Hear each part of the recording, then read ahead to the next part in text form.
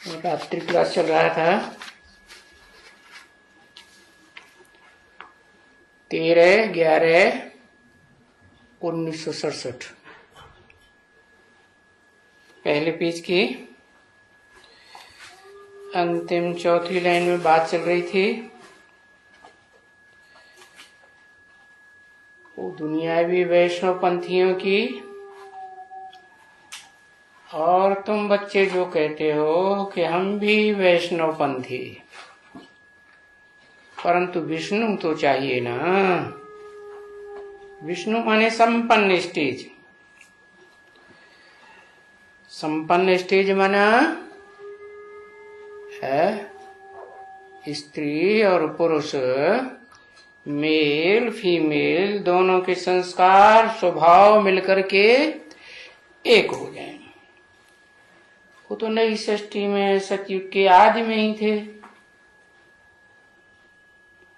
सृष्टि का जब अंत होने का होता है तब तो कोई के संस्कार आपस में मिलते ही नहीं। तो बताया अपने पास वो दुनियावी वैष्णवों का वैष्णवपना बुद्धि में नहीं है। अपने पास तो बिल्कुल ही एकदम आत्मा को पक्का वैष्णव बनना है, ये बुद्धि में है। विष्णुवंशी बनना है। जैसे विष्णु की स्टेज कंबाइंड, ऐसे हमारी भी स्थिति बने कि बुद्धि में पक्का बैठ जाए कि किस जन्म का साथी हमारा नई दुनिया में कौन बनेगा, जिसके साथ हमारे स्वभाव संस्कार मिलकर के है कम से कम 21 जन्म के लिए तो एक हो जाएं। फिर नंबरवार पुरुषार्थ अनुसार तो बनना तो है विष्णुवंशी, परंतु उसमें फिर वो सभी चल नहीं सकते हैं। वो सभी कौन?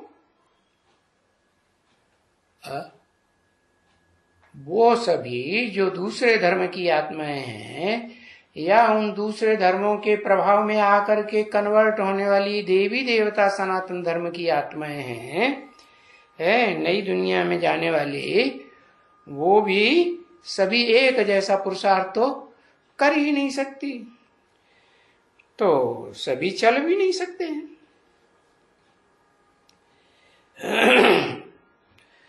अगर कहें वो चमड़ा, तो चमड़ा तो वो गाय का है शरीर का है। एक तो शरीर मनुष्यों का भी होता है, देवताओं का भी होता है, और फिर जानवरों का भी है। और बताया गाय, कृष्ण को गऊएं दिखाई है, तो वो भी तो चमड़ा ही है ना। भले गाय सीधी सादी पशु है, ये चमड़ा कहते हैं ना इनको, है किसको? इनको माने देह अभिमान को चमड़ा कहते हैं। तो वास्तव में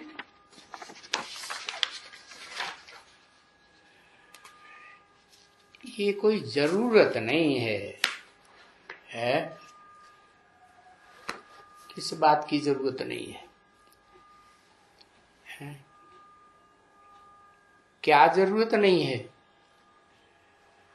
देह भान में रहने की जरूरत नहीं है? अच्छा, देह में आत्मा रहेगी तभी तो पुरुषार्थ करेंगे। हाँ, पुरुषार्थ करें, लेकिन देह के अर्थ न करें। 13/11/1967 की रात्रि क्लास का दूसरा पेज। बाकी उनकी भावना शुद्ध है, अच्छी, तो वो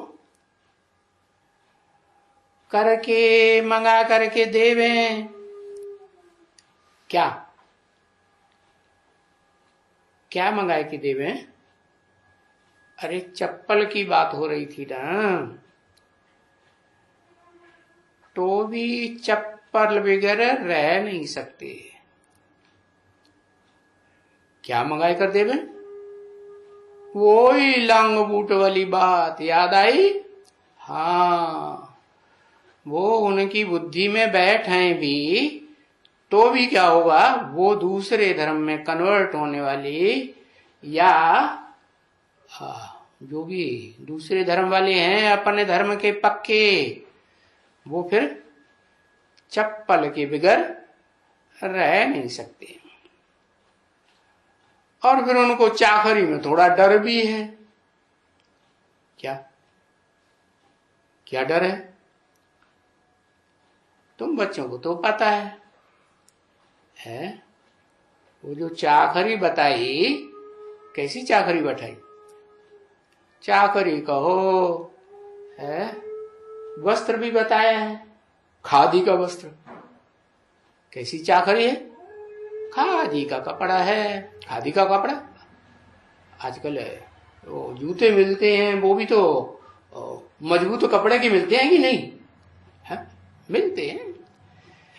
तो बताया वो चाकरी में भी थोड़ा डर है। क्या कि सर्दियों में तो ठंडक देता है, वो सर्दियों में तो गर्मी देता है, और गर्मियों में ठंडक देता है, लेकिन बरसात में सबके लिए बहुत भारी पड़ जाता है। हाँ, तो भारी पड़ जाता है तो गिरने का डर है, उथलने का डर है। तो वो चमड़ा भी पहना हुआ हो तो बुद्धि रूपी पांव में तो पहना हुआ है, पर अंदर में अगर बाप को याद करते हो, अंदर माने मन बुद्धि में, तो फिर तो कोई अर्जा नहीं है। उस बाप को पहचान लिया, जान लिया, मान लिया, और फिर याद करके है, वो पहना हुआ भी है तो कोई हर्जा नहीं है। क्यों? क्योंकि वो चमड़ा भी कोई पाप नहीं चढ़ाते। कौन सा चमड़ा? लंगबुट का। क्यों है? चमड़ा माने देवन, वो पाप क्यों नहीं चढ़ाते? क्यों नहीं पाप चढ़ाते? क्योंकि वो जो शरीर रूपी वस्त्र है वो सदा काल इस सृष्टि पर अविनाशी है, या और आत्माओं की तरह उनका जैसे और आत्माओं का शरीर रूपी वस्त्र विनाशी है, ऐसे विनाश हो जाता है? नहीं। तो जब विनाशी नहीं है तो अविनाशी को याद करेंगे तो कैसे बनेंगे? अविनाशी बनेंगे। और विनाशी को याद करेंगे तो विनाशी बनेंगे। तो पाप जो चीज चढ़ाती है वो कौन सी चीज चढ़ाती है? पाप चढ़ाती है वो काम महाशत्रु है। काम महाशत्रु माने कामना, इच्छाएं, देह है तो इच्छाएं हैं, और देह भी तामसी राजसी है तो इच्छाएं हैं। अगर सात्विक शरीर हो जाए देव आत्माओं जैसा, तो इच्छा रहती है, सब इच्छाएं प्रकृति पूरी करती रहती है, तो इच्छा मात्रम अविद्या रहते हैं। तो वो काम महाशत्रु कहां से आता है? जब से ये द्वैतवादी द्वापर युग के धर्म पिताएं आते हैं, तब से ये काम महाशत्रु बहुत शत्रुता करने के लिए है हमारे कनेक्शन में आ जाता है। तो हम उससे बच नहीं सकते। कैसे बचेंगे? 8 कलाएं तो रहती हैं नई दुनिया में, और जब पुरानी दुनिया में आते हैं द्वैतवादी द्वापर युग में, तो कलाएं कम हो जाती है, तो कमजोरी आ जाती है। किनको? जो नई दुनिया की आत्माएं हैं उनको, या जो नई नई आत्माएं उतर रही हैं उनको? जो द्वापर युग में नई आत्माएं उतरती हैं उनको कमजोरी होती है। वो पावरफुल होती हैं कि कमजोर होती हैं? वो तो पावरफुल होती है। जो देवात्माएं हैं वो नीचे उतरते कमजोर हो जाती है, सुख भोगते भोगते ज्ञान इंद्रियों के। तो उनके प्रभाव में आने से वो काम महाशत्रु हमको भी घेर लेता है। बाकी ऐसे है कि थोड़ा थोड़ा पाप चढ़ते हैं, हमारे में बहुत ज्यादा एकदम पाप नहीं चढ़ते हैं। हाँ, जो आत्माएं उनके ज्यादा कनेक्शन में आती हैं विधर्मियों के, उनके ऊपर ज्यादा चढ़ेंगे। और हम तो अपने धर्म में पक्के रहते हैं। देवी देवता सनातन धर्म के जो ऊंचा जाने वाला, ऊंचाई के जाने वाला, एक सीधे में जाने वाला तना है, दाईं ओर बाईं ओर झुकता ही नहीं है, तो हम पे धीरे धीरे असर होगा कि जल्दी असर होगा? धीरे धीरे असर होता है, क्योंकि ऐसा दूसरे मनुष्य बहुत थोड़े होंगे तुम्हारे अलावा दूसरे जो ये पाप न करते होंगे। कौन सा पाप? पाप किसे कहा जाता है? दुख देने को पाप कहा जाता है।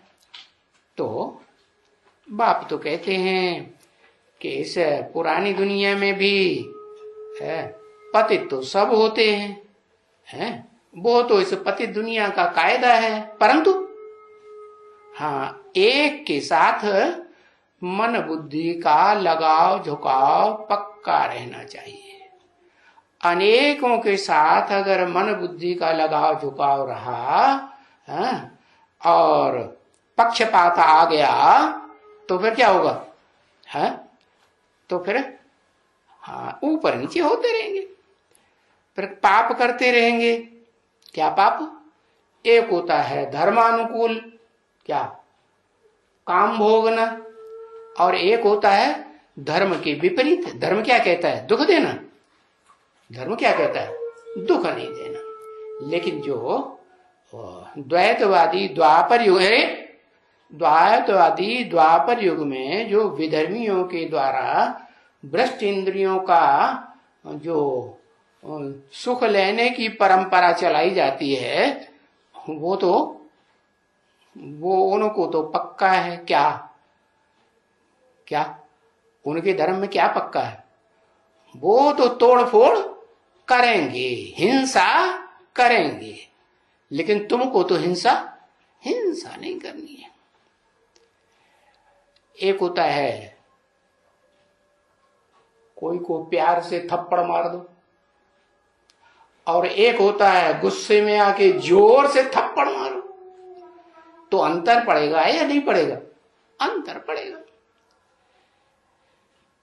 तो ये जो तुम बच्चे हो थोड़े, वो पाप नहीं करते होंगे। जो छोटेपन से ब्रह्मचारी हो करके रहते हैं, फिर भी कोई न कोई पाप तो हो ही जाते हैं ना, किस्म किस्म के। क्योंकि क्या बताया? काजर की कोठरी में कैसो सयान हो जाए, एक लीक काजर की लागी है पे लागी है। तो ऐसा ऐसे पाप क्यों हो ही जाते हैं? कारण क्या है? क्योंकि ये राज्य किस कहा जाता है? राज्य रुलाने वालों का आ जाता है या देवात्माओं का राज्य होता है? द्वैतवादी दैत्यों का राज्य होता है, हिंसक लोगों का राज्य होता है। हिंसक कर्मेंद्रियों से हिंसा करने वाले हैं, वो अपनी आदत से मजबूर हैं, वो तो छोड़ नहीं सकते। तो कोई न कोई पाप तुम बच्चों से भी कुछ न कुछ नंबरवार हो जाता है। किस्म किस्म के हैं ना पाप। रावण राज्य है, यथा राजा, राज्य है तो यथा राजा तथा प्रजा। तो वो पाप छोड़ता तो नहीं है। उसके राज्य में पाप बिगड़ तो कोई रह ही नहीं सकता। किसके राज्य में? उस रावण के राज्य में। उसमें क्या अंतर है और राम राज्य में क्या अंतर? अरे राम को रामलीला देखी ना, एक मुख दिखाया जाता है, और रावण को अनेक मुख दिखाए जाते हैं, और सब मिलकर के बस एक जैसे स्वभाव संस्कार, एक जैसी वाचा। तो उनके राज्य में पाप बिगड़ तो कोई रह ही नहीं सकता। और उसमें भी जन्म तो पाप से ही होता है ना।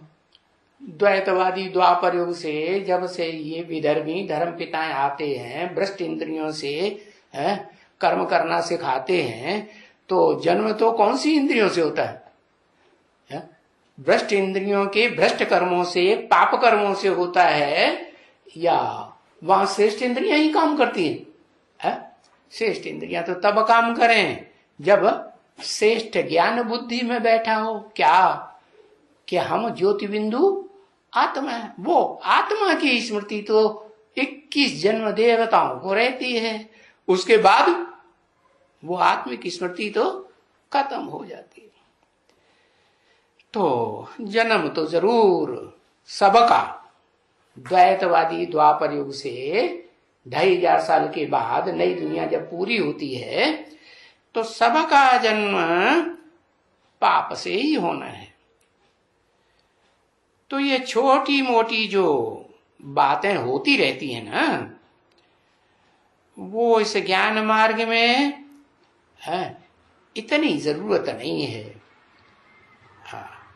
ज्ञान मार्ग में जहां भी मेहनत रहती है बच्चों के ऊपर, क्या मेहनत विशेष रहती है?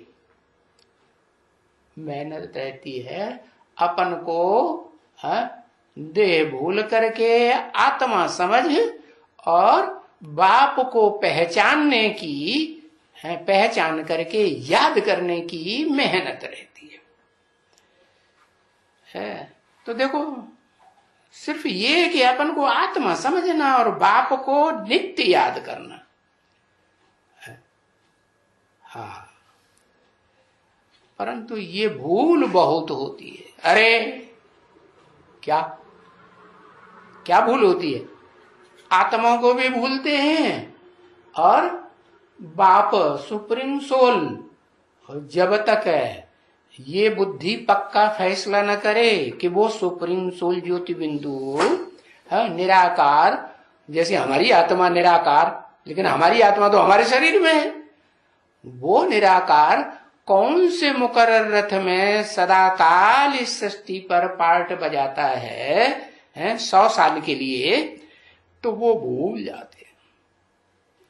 घड़ी घड़ी माया निश्चय में लाती है, क्या निश्चय में लाती है?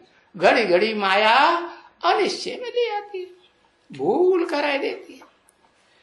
तो ये घड़ी घड़ी भुलाए देती है, भूल जाते हैं। क्योंकि यहां ये नई शिक्षा मिलती है बच्चों को। क्या दुनिया में ऐसी शिक्षा कहीं भी नहीं मिलती कि आपन को ज्योति बिंदु स्टार भ्रकुटी के मध्य में आत्मा समझो और उस निराकार आत्मा के बाप ज्योति बिंदु निराकार हेवनली गॉड फादर जो हेवन बनाने का रास्ता बताता है उसको प्रैक्टिकल में किस शरीर में पार्ट बजाय रहा है, परमानेंटली पार्ट बजाय रहा है, उसे पहचान करके ही याद करो। ये शिक्षा कहीं दुनिया में मिलती है? नहीं मिलती। बिल्कुल ही नई शिक्षा है। क्योंकि जो वो मनुष्यों की लिखी हुई गीता है उसमें भी तो लिखा है ना, मन मना भव, मत मना भव, मेरे मन में समा जा। तो जो कहने वाला है भगवान, जो जन्म मरण के चक्कर से न्यारा है, अभोक्ता है, त्रिकालदर्शी है, क्योंकि जन्म मरण के चक्कर में नहीं आता तो उसे सब याद रहता है। और हम आत्माएं, जो भोगी आत्माएं हैं, सब वो जन्म मरण के चक्कर में आती हैं तो सब भूल जाती हैं। तो हमारे अंदर ज्ञान तो तीनों काल का क्या, इस जन्म का भी बहुत भूल जाते हैं और पूर्व जन्मों का तो भूल ही जाते हैं।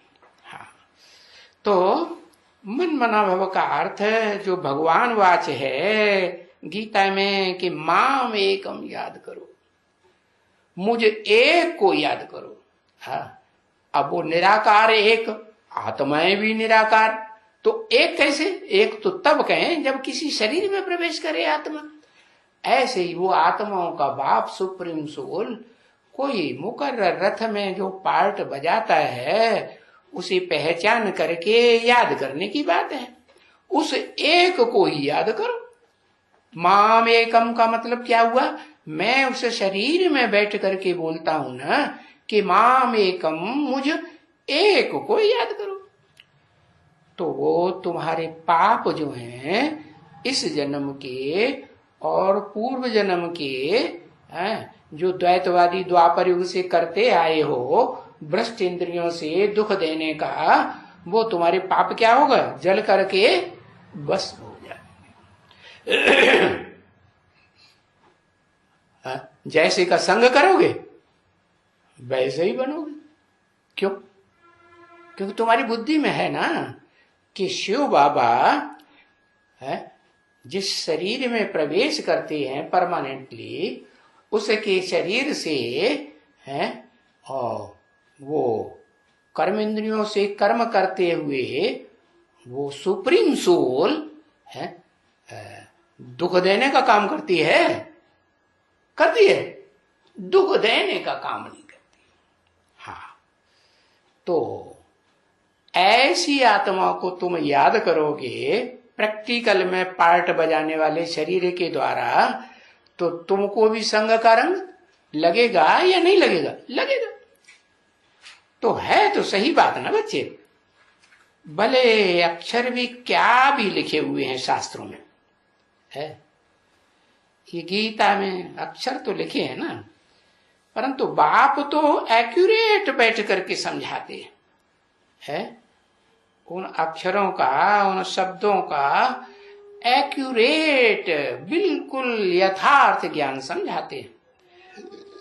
ये मूल बच्चों को पॉइंट है। क्या? पॉइंट भी मूल है और बच्चे भी मूल है। कहां से आए? जड़ों के थ्रू आए ना। तो जड़ मूल कहा जाता है ना, मूल माने जड़। तो जड़ पहले कि मूल? उस जड़ का भी मूल पहले? जड़ का भी मूल बीज। तो मूल बच्चों की ये पॉइंट है और दुनिया वालों की ये पॉइंट नहीं है। क्या? दुनिया वाले कौन? वो चाहे जड़े हों, उसमें चाहे कोई भी आत्मा हो। कौन सी आत्मा है? तुम बीज रूप आत्माओं को छोड़ करके बाकी सब हो गई। वो जड़ हो गई। जड़ें हो या जड़ों से निकलने वाली टहनियां हो, या टहनियों से निकलने वाले तने हो दाई बाई ओर के, और या पत्ते हो, फूल हो, फल हो। तो ये याद करने की मूल पॉइंट, याद की यात्रा, ये तुम्हारी बुद्धि में एक्यूरेट है। एक्यूरेट और होने की किसी की बुद्धि में बैठती नहीं। क्यों? क्योंकि तुम बीज रूप बाप के डायरेक्ट बीज रूप बच्चे तुम हो। क्या? बीज के बच्चे? बीज, और बीज सदा काल होता है या कभी होता है कभी नहीं होता? अरे वृक्ष है, जब बीज बोया जाता है धरणी में तो बीज तो धरणी में मिक्स हो जाता है। कहते हैं ना कि दाना खाक में मिलकर गुले गुलजार होता है। क्या गुलजार होता है? हाँ, नया पौधा निकला तो बीज में जो भी स्वभाव संस्कार हैं वो पौधे में आते हैं या नहीं आते हैं? छोटा पौधा होगा तो भी आएंगे, मध्यम रहेगा तो भी आएंगे, बड़ा होगा तो भी वो बीज के स्वभाव से, माने बीज तो भले दिखाई नहीं पड़ता है लेकिन वृक्ष में बीज का वो स्वभाव संस्कार रहता तो है ना। तो वो बीज रूप आत्माएं इस सृष्टि रूपी रंगमंच पर कौन है विशेष, और न उनका बीज रूप बाप कौन है सबका एक, वो भी दिखाई नहीं पड़ता है। क्योंकि वो तो जाते हैं यहां वहां पहाड़ों पर धक्का खाने के लिए। क्या? जो भक्त है ना, जो भक्त हैं वो तो पहाड़ों पर धक्के खाते हैं। क्यों? वो समझते हैं कि इस सृष्टि रूपी रंगमंच पर जो ऊंच ते ऊंच पाटधारी है, ऊंचे ते ऊंचा भगवंत, वो कोई पहाड़ों पर बैठा होगा। अब पहाड़ों पर बैठने की बात थोड़ी है, ये तो आत्मिक स्थिति में ऊंची स्टेज में रहने की बात है। या तो आत्मिक स्थिति में ऊंची स्टेज में जो त्रिनेत्री शिव कहा जाता है, त्रिनेत्री महादेव कहते हैं ना, तीसरी आंख दिखाते हैं ना, हाँ, तो वो मनन चिंतन मंथन की सूक्ष्म स्टेज में रहता है या नहीं, सूक्ष्म वतन में। तो ऐसी सूक्ष्म स्टेज में रहेंगे तो भी ऊंची स्टेज कहेंगे या कोई पहाड़ों पे जाने की बात है? पहाड़ों पे जाने की बात नहीं, वो पहाड़ों पे धक्का खाते रहते हैं। क्या? धक्का खाते रहते हैं। मना वो चाहे दुनिया वाले हों और चाहे बेसिक ज्ञान में चलने वाले अधूरे ज्ञानी हो, वो कहां धक्का खाते हैं? पहाड़ों पर जाकर के धक्का खाते हैं। और तुम बच्चों के लिए कोई जरूरी नहीं है कि पहाड़ों पर धक्का खाओ, नहीं, ऊंची स्टेज में जाने की बात है।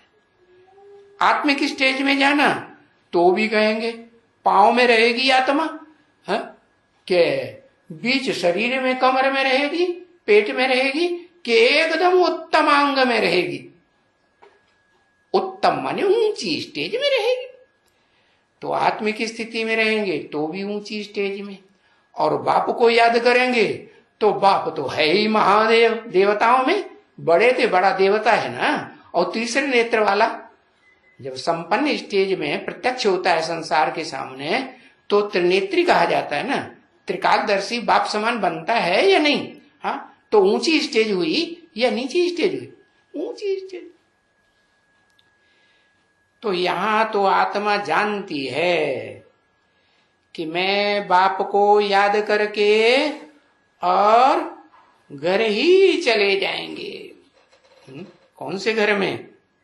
ये दुनिया में जो नीचे नीचे घर हैं, स्थूल घर बनाए हुए हैं, ये तो टेम्परेरी है, आज हैं और कल नहीं रहे। वैसे भी जन्म जन्मांतर बनते बिगड़ते आए हैं कि कोई ऐसा घर है जो 2500 साल से लगातार बना हुआ हो? नहीं।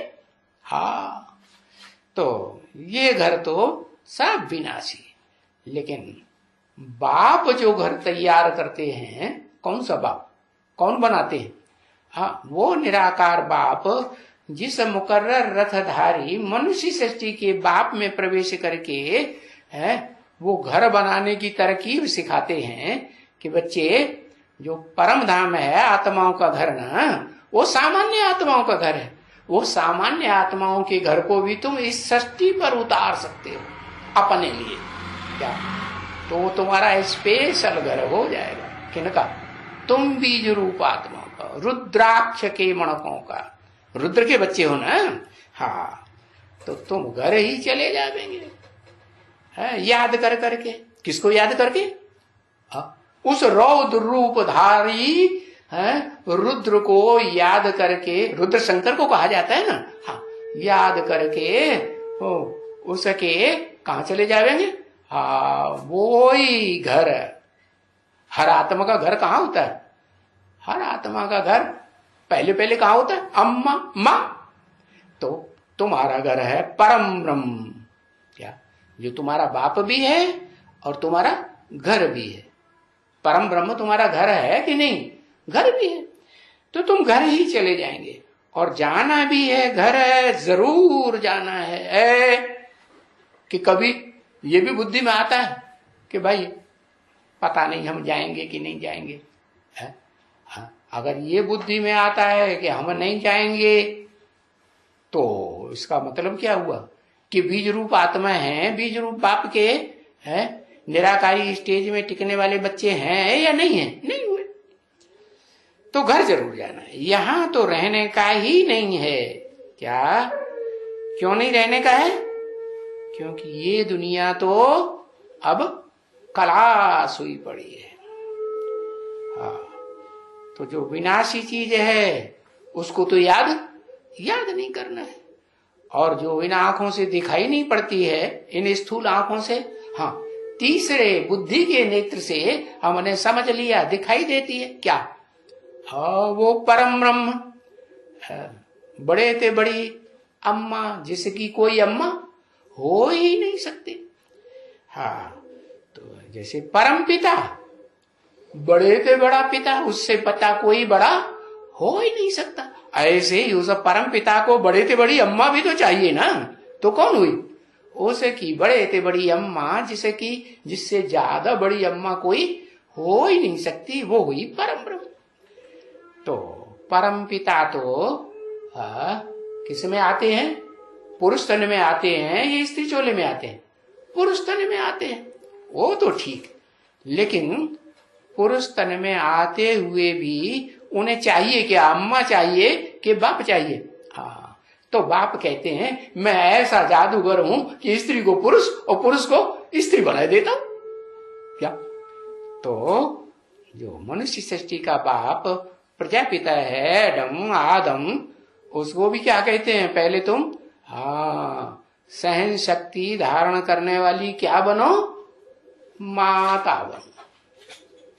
तुमको भी माता बनना पड़े। कैसी माता है? जिससे जास्ती सहन करने वाली माता, और संसार में कोई भी आत्मा पार्ट बजा ही न सके। इसलिए उन्होंने शास्त्रों में लिखा हुआ भी है, कहते हैं गुरुर् ब्रह्मा गुरुर् विष्णु गुरुर्देवो महेश्वर गुरु साक्षात परम ब्रह्म।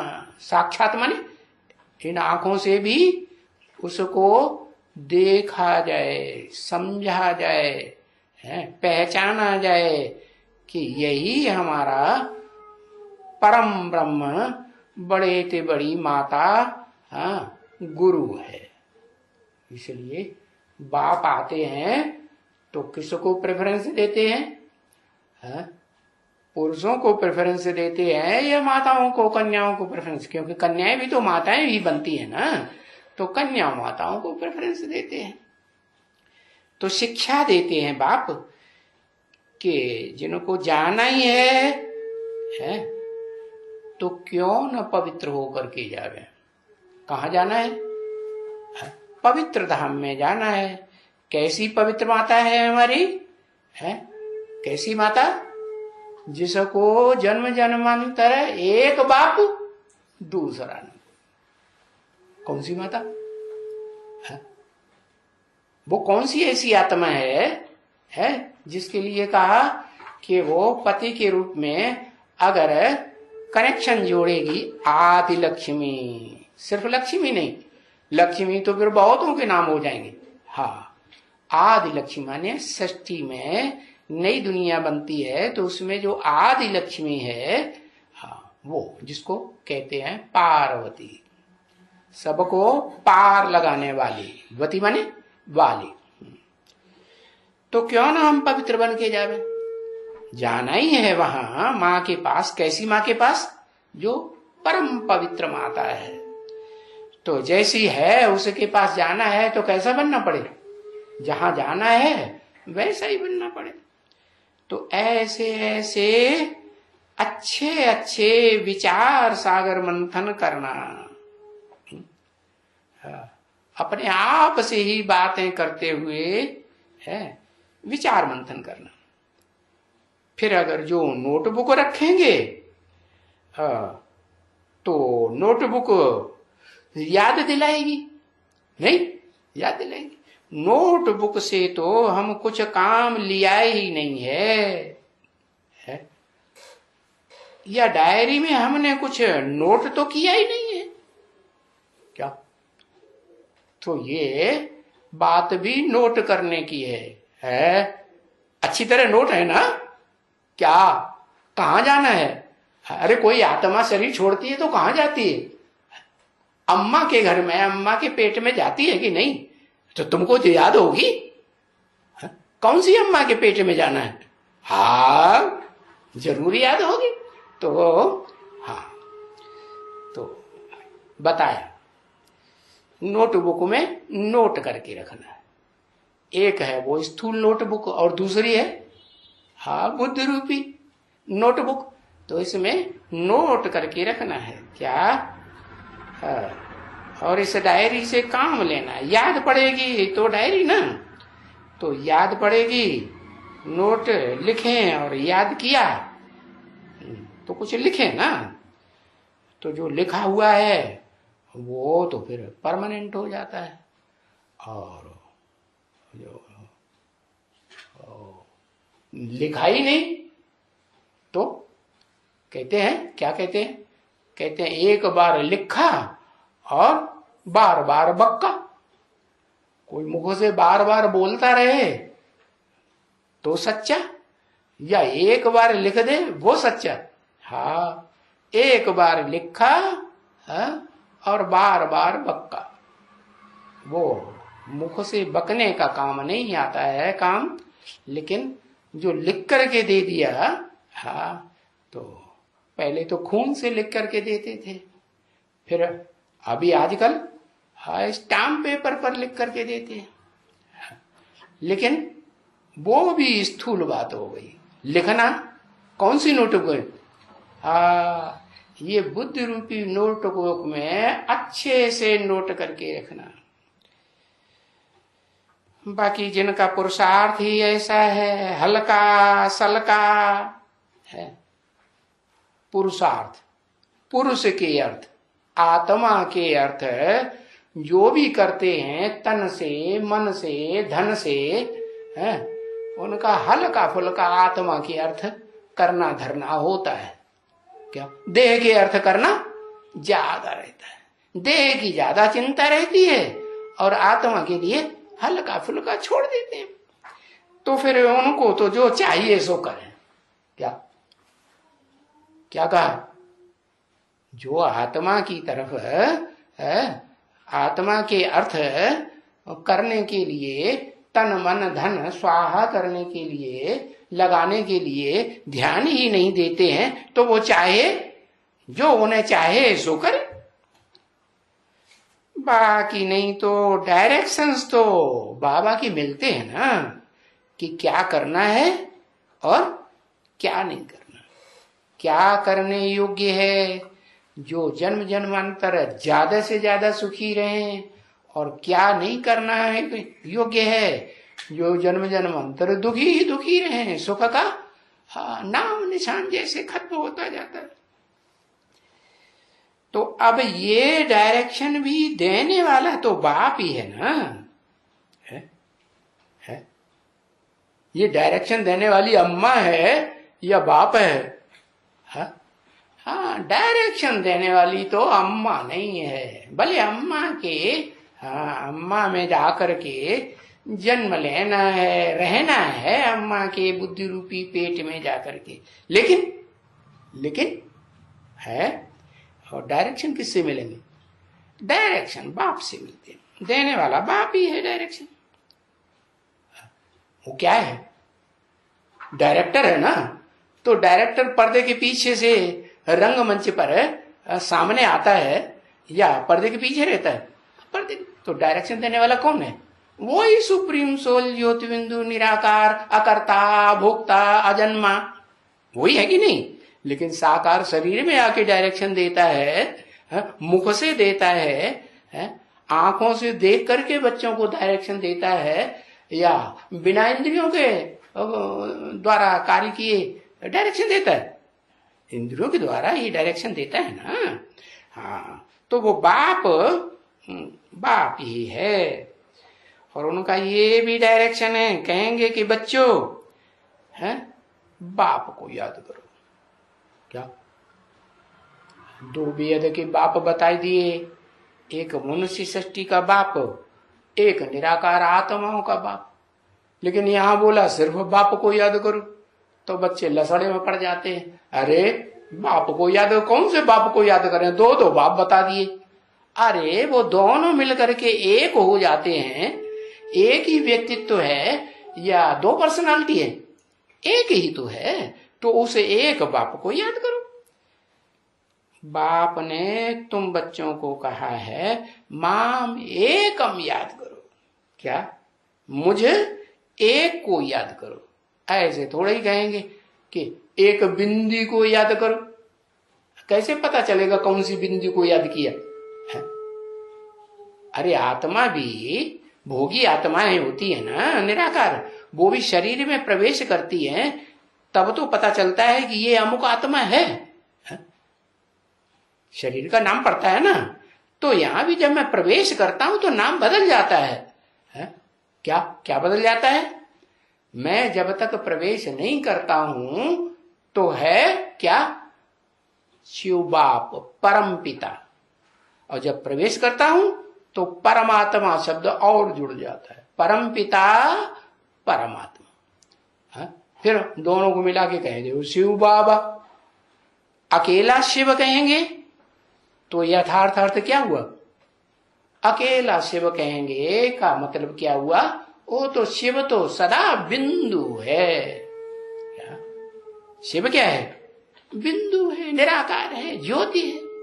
हाँ, जब शरीर में प्रवेश करते हैं तो अनेक प्रकार के इंद्रियों से संबंध जोड़ने के कारण जैसे जैसे इंद्रियों के संबंध वैसे वैसे नाम पड़ जाते हैं। पढ़ते हैं ना? नहीं पढ़ते हैं? बाबा, नाना, चाचा, काका, ताऊ, ये नाम पढ़ते हैं ना, भाई बहन। तो बताया कि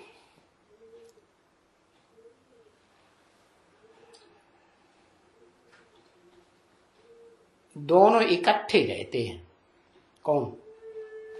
वो परमपिता शिव, और जिसमें प्रवेश करते हैं वो मनुष्य सृष्टि का बाप, वो आत्मा, भोगी क्या अभुक्ता?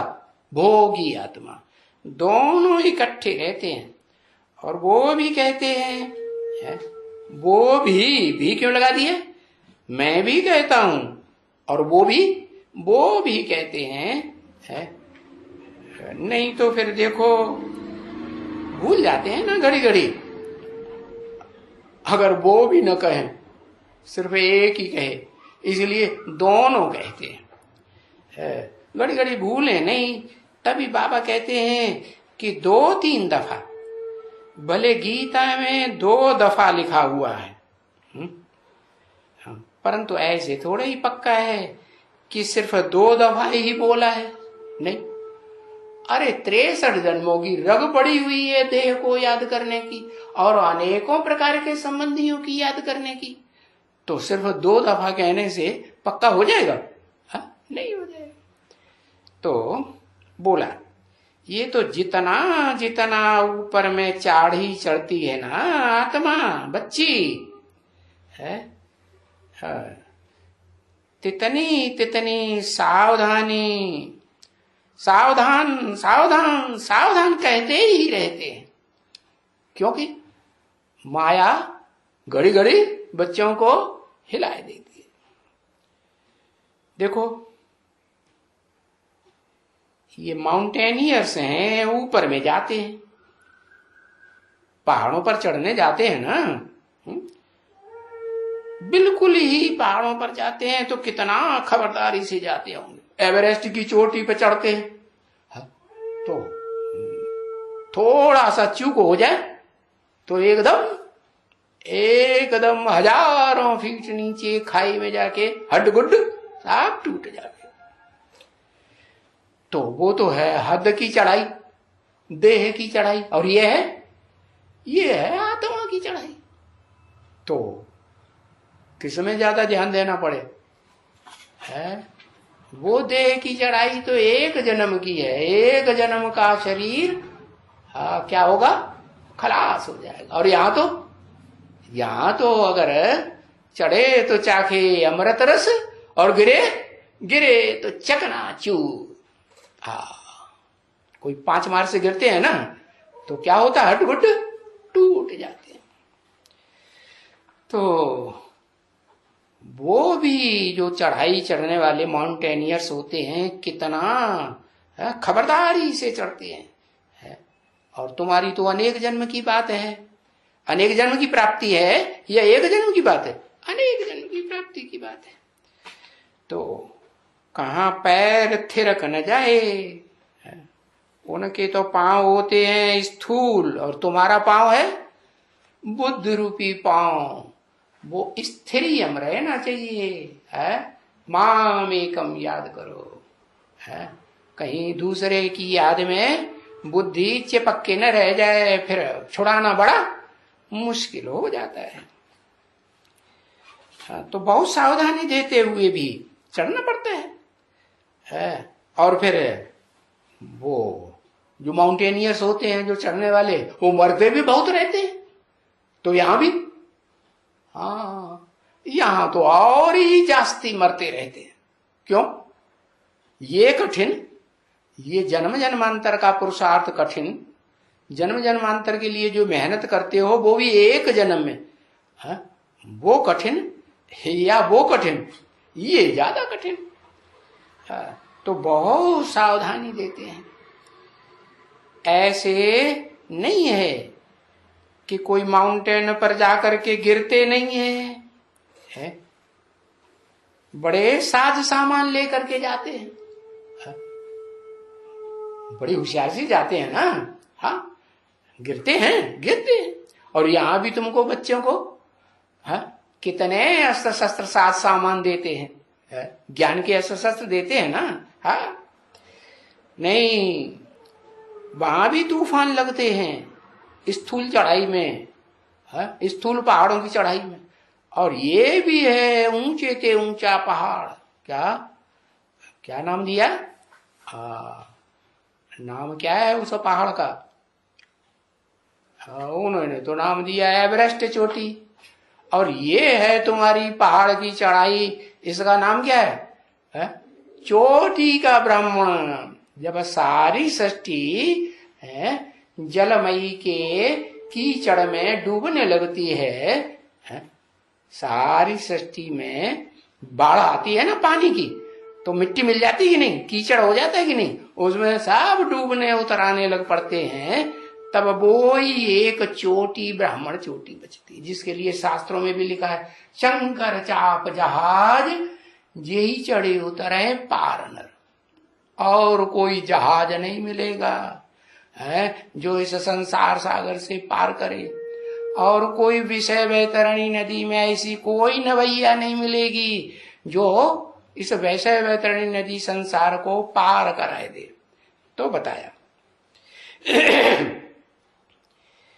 तो जब चाड़ी चढ़ते हैं तो तूफान बहुत आते हैं। तूफान का जोर जो है ऊपर ज्यादा होता है या नीचे ज्यादा होता है?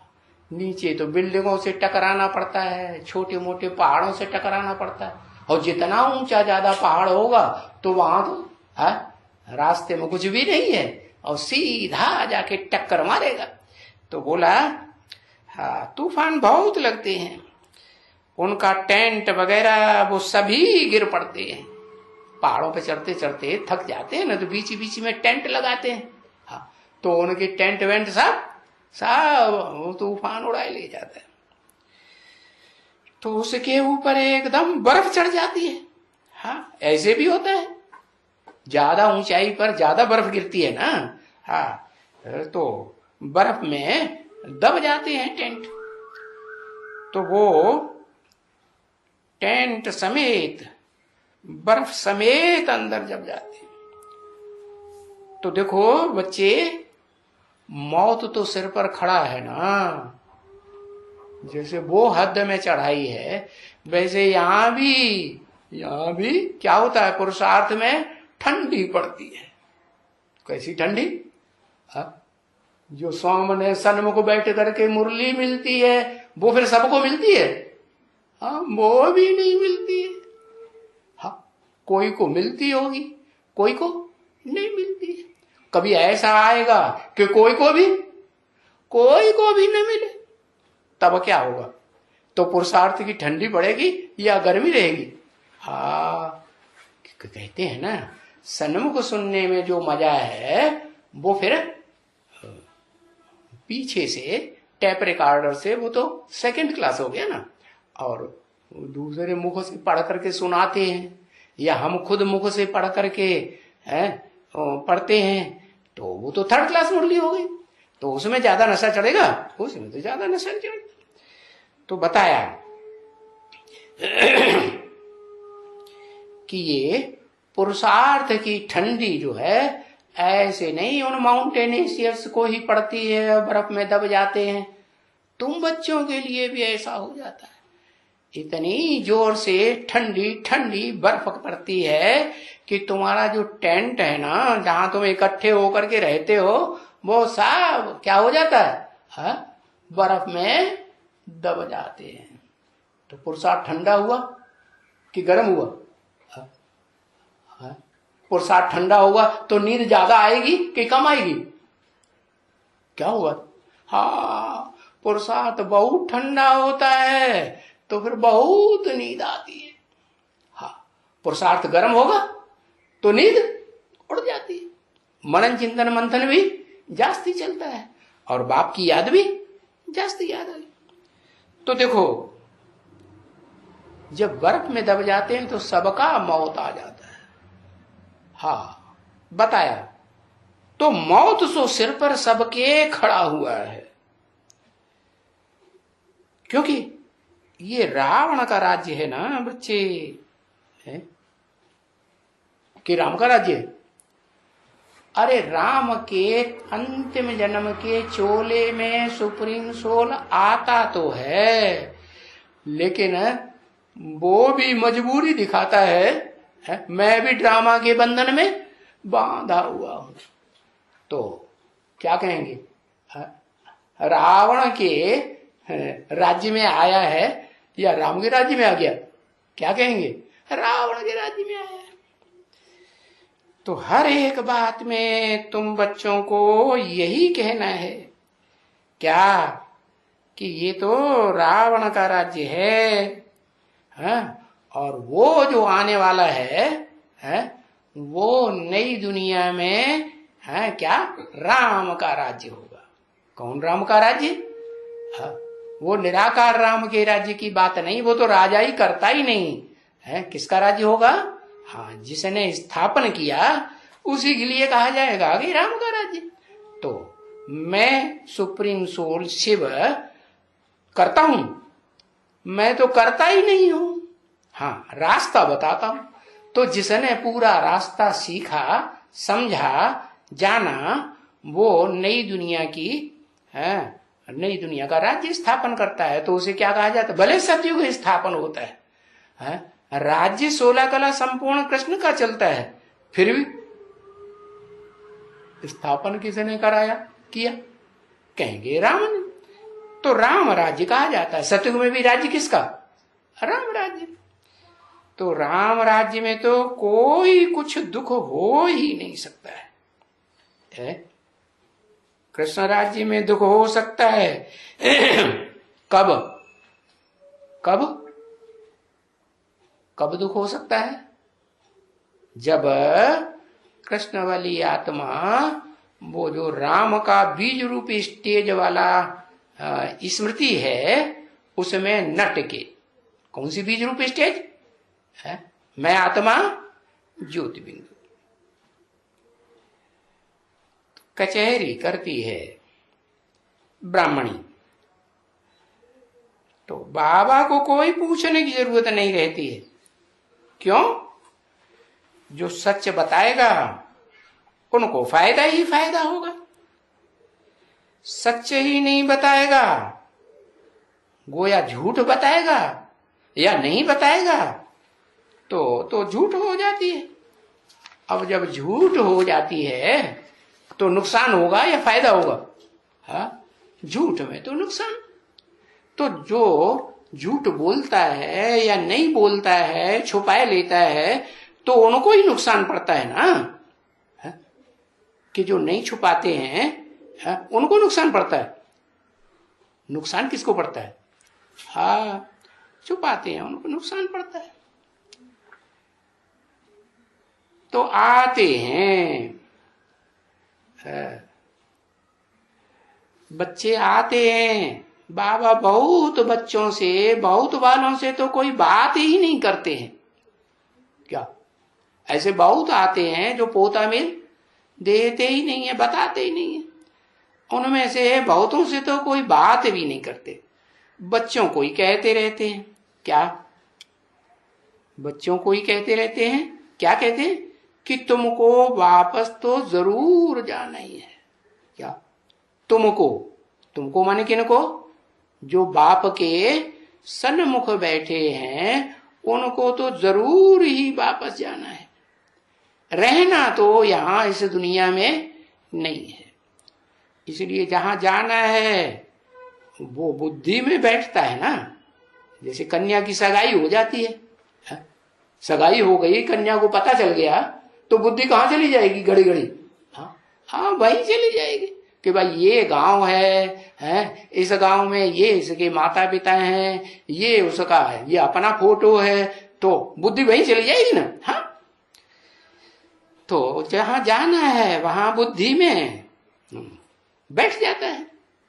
जैसे कोई मुसाफिरी पर जाते हैं, देखो 2 वर्ष की मुसाफिरी बांध करके या 3 वर्ष की एग्रीमेंट करके जाते हैं, 4 वर्ष की जाते हैं कि नहीं? हाँ, तो बताया बीच में म्यूजिक बज पड़ा। इस मकान में भी ताकत है। क्या कहा? किस मकान में? मैं भी क्यों लगा दिया? माने कोई दूसरा मकान भी है। एक तो मुकर्रर रहता है बेहद का मकान बाप के रहने का, और एक दूसरे टेम्पररी रहते हैं, तो वो भी तो मकान है ना। इस मकान में भी ताकत है। ताकत जड़ में होती है चैतन्य में? है चैतन्य की बात।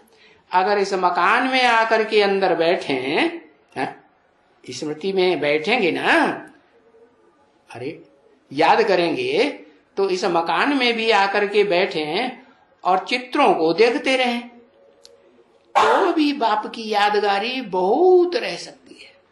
क्या? सिर्फ इसमें आकर के बैठे।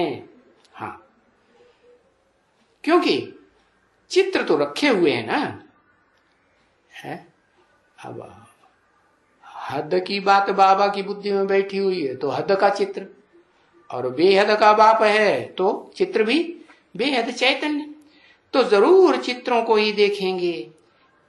देखेंगे हैं, अगर बुद्धि में बैठ गए तो चित्रों को देखेंगे तो बाप की यादगारी जरूर पड़ेगी।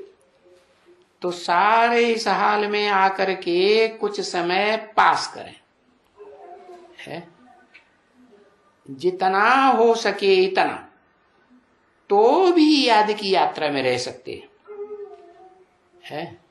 यहां भी बता दिया, तो भी माने वो ऊंची स्टेज है, वो तो है ही है, लेकिन यहां भी माने दादा लेखराज ब्रह्मा के तन में जो सुप्रीम सोल बैठ के सुनाते हैं, तो कहा यहां भी याद की यात्रा में रह सकते हैं। ऐसे बाहर में घूमने फिरने से इतनी याद बाप की नहीं रह सकती हाँ, विवेक ऐसा कहता है कि यहाँ सन्मुख हैं, ये याद दिलाते हैं।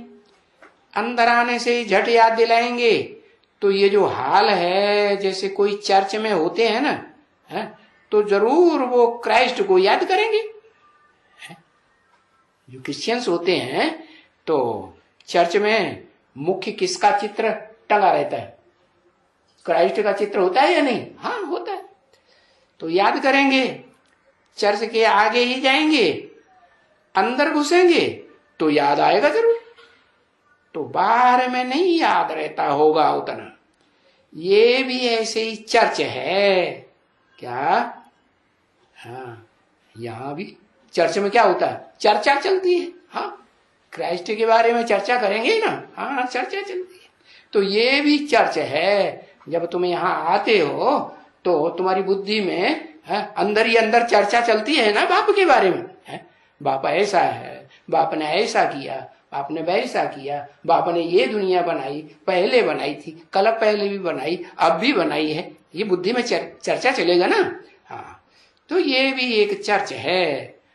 वो तो साइलेंस चर्च उनको कह देते हैं क्या? वो कोई साइलेंस वाली चर्च होते नहीं है सच्ची सच्ची है। अरे प्रार्थना करते हैं तो आवाज करते हैं कि नहीं? अरे आवाज होती है। तो सच्ची सच्ची साइलेंस लाने वाली ये तुम्हारी चर्च है। इसमें यहां आवाज करने की कोई दरकार नहीं है। कोई मना भी नहीं है कि तुम बोलना बंद कर दो। मना है? मना भी नहीं है। जब चाहे, जितना समय चाहे वो आकर के यहाँ बैठे, हाँ, और बैठ भी सकते हैं और साइलेंस में रह सकते हैं। फिर म्यूजिक बजा। मीठे मीठे सिकिल दे रूहानी बच्चों प्रति रूहानी बाप व दादा का याद प्यार। Good night.